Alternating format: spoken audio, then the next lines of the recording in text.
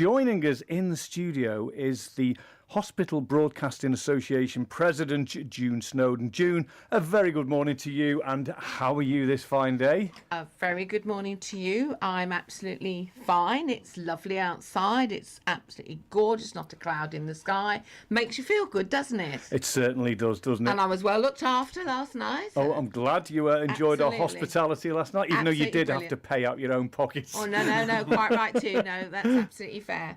And I stayed in the hotel, where was it called? Yeah, it was that Premier Inn by the Glegg Arms, wasn't it, up in Hazlewood there? Yeah. And you had a nice walk into Hazlewood Village, didn't you, yesterday as well? I walked from there. Yeah. And I had to get my steps up. You see, I have to do my 10,000 a day. And you'd done 9,900 and something last night when we met. I didn't quite get the 10,000, but never mind. Oh, brilliant. All right. You were very close then. Yes. So you travelled up from, Ealing originally, No, and you were in Ely. Sorry, I always say that wrong. Ely. No, yeah. And then you were at Chorley FM or whatever you call it. Was I it was Chorley at Chorley Hospital Radio? on Thursday night. And presenting some long service certificates there. So I stayed in Preston overnight, and then got the train to Liverpool Lime Street yesterday morning, where you, Stevie, kindly picked me up at the station and brought me across here. So perfect. It all worked really well.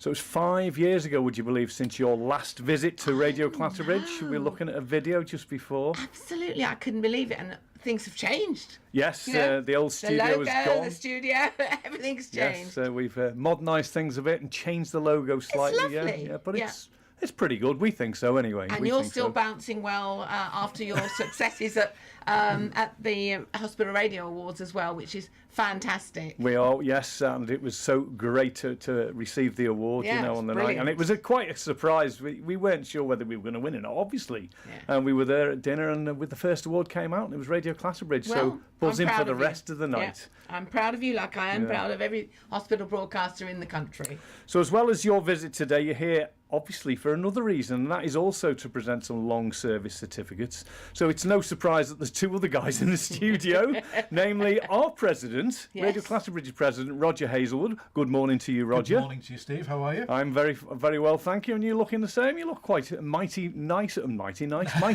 well this morning, should we say? It's retirement. Oh, it suits you. It's it suits you the indeed. best job in the world. Right, and Dave Williams joined us as well. Yes, good morning, Steve. Good morning. Fresh for some outside broadcast yesterday, I believe, Indeed, up the road at D. Indeed, a very busy day at D yesterday, yes. Up at 4 o'clock for the breakfast show. And then on to an outside broadcast in Winsford in the afternoon. All right, okay. And I believe you were in jail a few weeks back. Now that's an interesting story. Yes, we were approached by a charity organisation called 10 of Us, who support people with cancer, and they wanted to raise the profile of the charity in northwest England. So they said, what we would like you to do is to be arrested on air and locked up in jail for the night. And we couldn't believe the reaction we got from the audience. This was 6 weeks ago. Oh, was it 6 weeks now? We've now had 250,000 views of the video, which went on Facebook, and it's reached nearly 500,000 people. And there are still people who believe it was actually genuine, because I was arrested for assaulting the ears of the listeners of Chester. I have to look twice when I saw it on Facebook. No, I can well believe that. But it just shows how effective and powerful radio is in this multimedia age. Absolutely. We live in, and people believe radio, don't they? They believe what they hear. And when they see something, they think, oh, it must be true. There was a absolutely. policeman there, there were handcuffs. It must all have been genuine. Yeah. But what we do know is true, that you two guys have been around hospital radio for a long, long time now. Indeed, we have, yes. And dare I say it's 50 years apiece? 50 years. Yes. Is it really that long? Can you remember that far back? I can remember that far back. Because Roger goes back further in terms of the I do. hospital radio I started when the radio station was run by the Port Sunlight Boys Club. It was a Sunday activity for the Boys Club in Port Sunlight.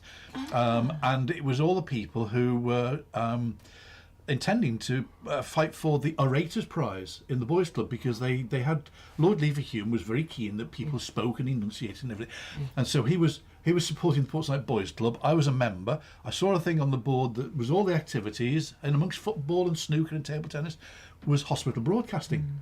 I decided to have some of that. So way back in 1966, I did my first broadcast. Wow. from a little cupboard just across the road from where we are today. Oh my word. Yes. That's amazing, isn't it? And it was every other Sunday.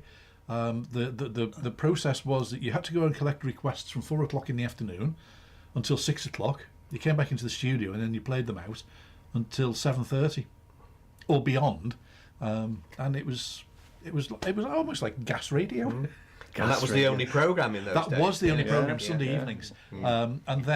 And then, without stealing too much of Dave's thunder, a couple of years later, the Boys Club folded with lack of funds, and the hospital authorities got in touch with me because I continued to do broadcasting one evening a week. I asked for permission, and they got in touch with me and said, "We've got this chap. He doesn't want to dig gardens, and he doesn't want to decorate with painting and decorating of wards. Can he come and help you?" That chap was Dave Williams. Ah, that's where Dave fits in. That's right, yes. Right. Yes, I'd just left college, just trained as a teacher, just about to start my first teaching job. But radio was always my first love. It's what I wanted to do more than anything else. So I joined Radio Clatterbridge and started doing a Saturday morning programme. Taking advantage of while June's here this morning, we wanted to ask her a little bit about hospital radio and what she thinks is going to happen with hospital radio in the future. Has it got a future indeed? It's a big question on everyone's lips. So, June, let's get the serious stuff out the way. What do you think, how things are going to pan out over the next few years, should we say? Especially with the bedside entertainment units, the contracts on those are pretty much up, as we discussed yesterday. Obviously, radio is now streaming. Hospital radio is used streaming and all sorts of other outlets. But so what's the general thoughts of the HBA then, since you're present? You'll have a good idea, no doubt. Well, I wouldn't like to put it that way. For me personally, my cup is always half full rather than half empty, and I'm very positive and always have been about hospital radio, and I think we need to be, and that is the most important thing to survive and thrive. We've got to look at ways in which to change and embrace technology. Who'd have thought we would be where we are? We were discussing it earlier about the move from 45s and onto CDs, from tape as well. The moves to the technology we've got, mostly clean desks these days, and very few cables can be visible. Whereas years ago, going to a studio, it was just full of cables and equipment and so on. So it's about so many things. It's not just obviously about the studio. It's about the volunteers. It's about the hospitals themselves. I wish I had a magic wand, and I wish I had a ball to look into that I could see. But hospitals have changed so much that people don't stay in hospital as long. Sometimes it's difficult even to maintain a good positive image in a hospital. You have to constantly be there. Because people don't realise from one week to the next they're not the same people in the same ward. That's not a bad thing. That's a good thing if they're getting out into the community. And what the HBA has done is work actually with the Charity Commission and to encourage a new kind of constitution which embraces the idea that it's not just about hospital radio, it's about the whole health and well-being. So we've got ways in which we can communicate with the outside world now that we never ever expected, and we can do this on behalf of the health professionals, and we do it voluntarily. So I think it's a much wider issue now. It's not just hospital radio, it's health radio rather than hospital radio. And I think the first time I came to you, which as we've said is about 4 or 5 years ago, I was even impressed then with the fact that the health park has so many different aspects to it that you can reach, and we can get messages out. We can encourage people to live more healthy lives, more active lives. There's so much that we can do as hospital broadcasters. I don't know whether we'll continue to be called hospital broadcasters. I think maybe there's another word out there, but let's explore that. But yeah, I'm very positive. Yeah. And I love radio because of how you can use your imagination. It's just Absolutely. unbelievable. Yeah.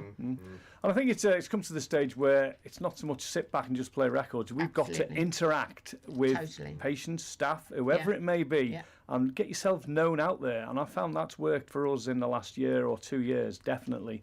And we're much more well known within the health park. Dave's obviously got a comment.